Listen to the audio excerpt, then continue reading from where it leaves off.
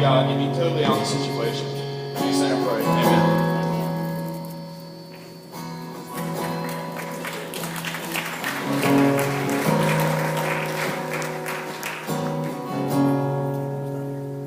What's up?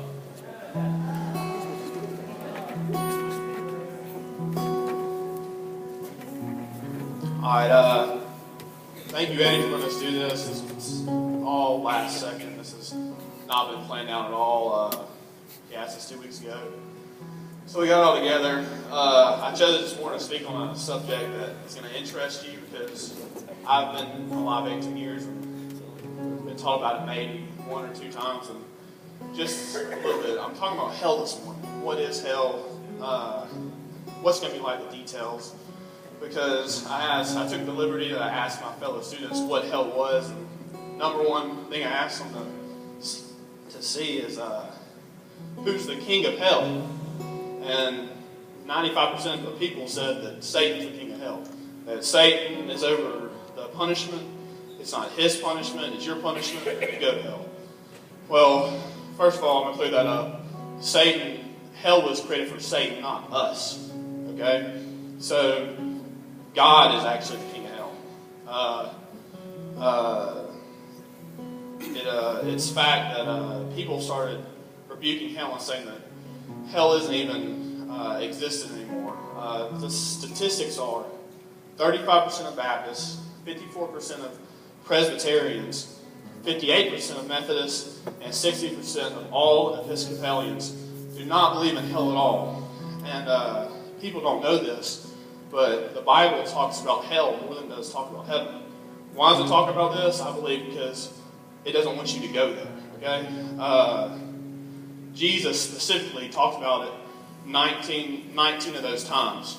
If you have your Bible today, turn with me to Luke. Luke 16:19. Luke is filled with parables. Parable is a story that tells you a story to get its point across. It's also, there's a lot of similes in there, which is, this is like this, like this. This, what I'm about to read to you, but many people think it's a parable. But I'm going to show you why it's not a parable. It's actually a true story. I'll read the verses first. There was a certain rich man who was clothed in purple and fine linen, and fared sumptuously every day. But there was a certain beggar named Lazarus, full of sores, who sat at his gate, desiring to be fed with the crumbs which fell from the rich man's table. Moreover, the dogs came and licked his sores. So it was, the beggar died and was carried by the angels to Abraham's bosom. I'll explain to you what that is in a second. The rich man also died and was buried. And being in torments, remember torment, in Hades, he lifted up his eyes and saw Abraham afar off, and Lazarus in his bosom. Verse 24 continues. Then he cried and said, Father Abraham, have mercy on me, and send Lazarus that he may dip the tip of his finger in water and cool my tongue, for I am tormented in this flame. But Abraham said, Son, remember that in your lifetime you received good things, and likewise Lazarus the evil things. But now he is comforted, and you are tormented. And besides all this, us and you, there is a great gulf fixed, so that those who want to pass from here to you cannot, nor can those pass to us. Then he said, I beg you therefore, Father, that you would send him to my father's house. For I have 5 brothers, that he may testify to them, lest they also come to this place of torment. Abraham said to them, They have Moses and the prophets, let them hear them. And he said, No, Father Abraham, but if one goes from the dead, they will repent. But he said to them, If they do not hear Moses and the prophets, neither will they be persuaded, though one rise from the dead. The reason this isn't a parable is because it uses a specific name. It uses Lazarus and Abraham's bosom. In all other parables, he never uses a name. The big point of this story is the word torment. People say that hell's going to be a party. It's not going to be that bad, because if you do terrible things on earth, then why would Satan punish you worse for doing something for his kingdom when it's not his kingdom in the first place. Torment. What does torment mean? Torment, if you go back to its original Hebrew means, there's 3 definitions for it. One is acute pain from debilitating disease. That does not sound fun. Number 2 was a torture device. They actually built a torture device, which it was a ball that was extremely sharp objects. And they would stretch the body across and bend it across the sharp objects. And this machine, they named it torment. The 3rd definition for torment: fires that are hot enough to melt metals. Hopefully you know what that means. It can melt metal. 32 times in the Bible, it refers to the lake of fire, the furnace of, the place of fire, and it's all refers to hell. The three things, I'm going to talk about 2 different hells today. There's a present hell, which is going on right now. Everyone who's died and gone to hell, this is what they're suffering. And there's also a future hell, which is going to come after the rapture, after everyone's either in hell or heaven. This is what the current hell is. The number one thing that you will desire is comfort.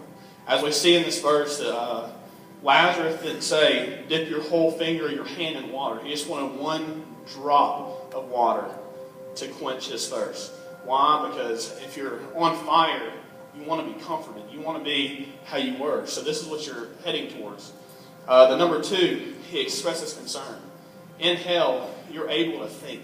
People think, well, I'm just going to be tortured there. It's not like that at all. You're able to think. He says, Abraham, my family, please send someone to tell them and save them from this torment.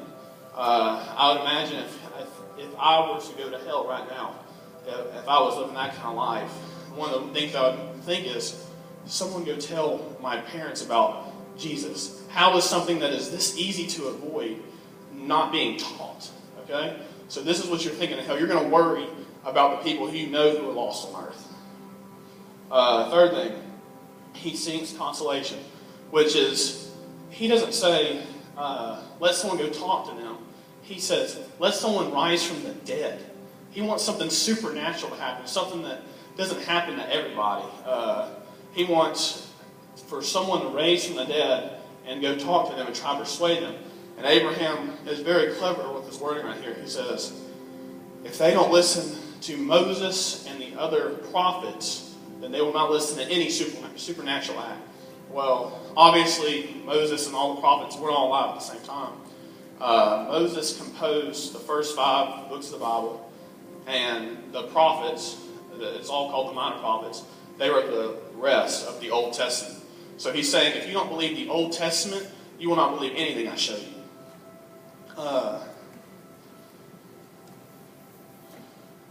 Okay, that's what's going on right now. Now there's going to be a future hell, and this is going to be, after all, and we get this because they talk about this in Revelation. In all, there's 4 things that keep every human on earth sane and stable. And there's 2 physical ones and 2 emotional ones. I'll tell you about the 2 physical ones first. The first one is light. Just being able to see keeps you sane. You may not know it or not, but just the fact that you can see keeps you sane. Imagine the darkest room you've ever been at night. If you're night, you're kind of scared. It's pitch black. But you may not know this, but there's actually still light in the room. It's just so not visible that you can't even see it. In hell, there is no light. There's no sun. There's no sun in heaven. The only light it comes from is God. God is the light. And since God's presence is nowhere in hell, there will be absolutely 0% of any type of light in hell. So you're not going to be seeing your friends. Number 2 is a solid ground, something to touch. That you take it for granted every day, but it keeps you sane. And this is all scientifically proven. I'm not making this up. That's one of the things that keeps you physically sane, is solid. In hell, Revelation 9, 11, 17, and 20 tells us that hell is a bottomless pit. Now, I don't know if it's your floating and hovering while you're burning and pitch black, or if you're constantly falling.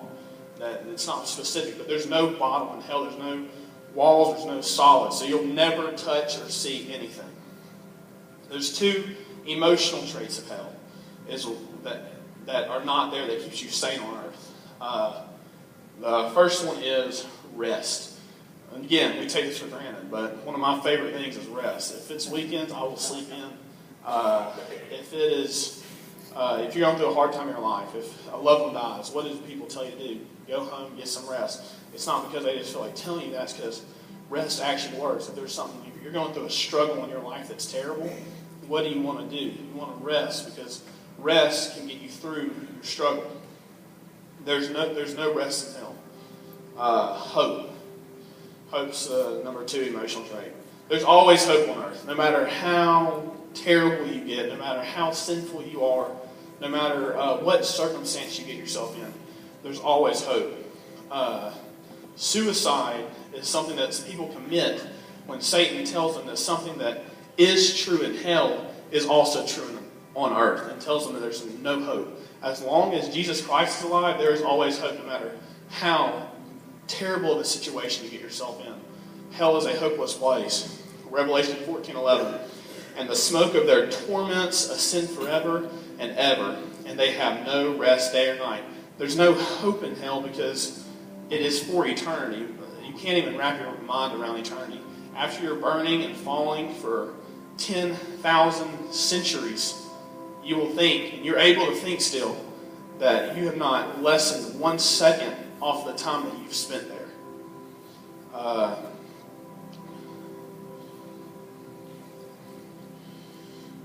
Jesus used a word to describe hell that no one ever used.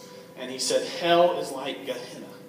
Gehenna is, no one knew what this meant, but the Jews did. Gehenna is a place in the old city of Jerusalem where it was their modern day garbage dump. It's where they would go, and it was constantly on fire, and they would throw their trash in there. Well, when drought season would come, and the poor people didn't have enough money to have a burial, the city didn't want to pay for the burial, so they just started throwing the bodies in there, so it smelled like burning flesh. Well, these 2 kings that are mentioned in the Bible, King Ahab and King Manasseh, started following a god named Malak. And Malak told these people to, instead of throwing these dead bodies in here, drive your children into the fire. And this is all true. And there's a saying that people don't get, and it's the whipping and wailing and gnashing of teeth. You've probably heard that before, and this is where it comes from. Because their kids would be so scared before they were thrown into the fire that they would gnash their teeth down and there's nothing left in their mouth. And from there, they were crying and would not go in the fire. So they start bawling, which is wailing. And the dads would whip their kids until they drove them into the midst of the fire, and they screamed and burned alive. Now, if Jesus was alive today, I don't know what he'd compare it to, but back then that was one of the most evilest things that was going on. I just want to ask you a quick question before I'm done. If you were to drive home today and you saw your neighbor's house on fire or just started burning, would you go in and help? I know I would. I would get out, make sure everyone's safe, everyone's awake and out, make sure no one's going to die in the fire. If it was engulfed, I'd call 911. I wouldn't try to kill myself by doing it. But how many of us, if we saw that house on fire, would we pull in our garage and say, someone else will do it? Someone else will tell them that they're or go look for them to make sure they're on fire. Or I'm not meaning this jokingly, but how many of us would say, I pray that fire goes out. I'll pray that everyone down in that house. Well, the reality of all this is your neighbors' houses aren't on fire. Your neighbors are. Your students that I'm in class with, they're on a road that is destined for hell. Are we going to sit back and say, someone else will tell them? Someone else will tell them about Christ, or I'll pray I'll pray that someone tells them. I don't want to do anything. I don't want to intervene. But I'll pray that someone tells them about this fire. I'm here to tell you that there's still hope no matter where you are. I know there was a huge altar call last time, and many were saved. And if you weren't one of those, there's still hope. No matter where you've gotten yourself in your life, there is still hope for every single one of you. Because I promise you this is one of the promises that Jesus did promise us. Is many don't know that, think about it this way, but I heard Frank Turk say that at a debate, and he said, God doesn't send you to hell because he hates you. It's because he loves you so much that we cannot even fathom how much he loves us. But he loves us so much that if we choose hell on earth, he's not going to go against us and condemn us to heaven and send us to heaven when we chose hell on earth. So I asked Courtney today to come up and share her testimony because, I've heard it, and it's one of the most incredible testimonies I've ever seen or heard. And you do still have hope.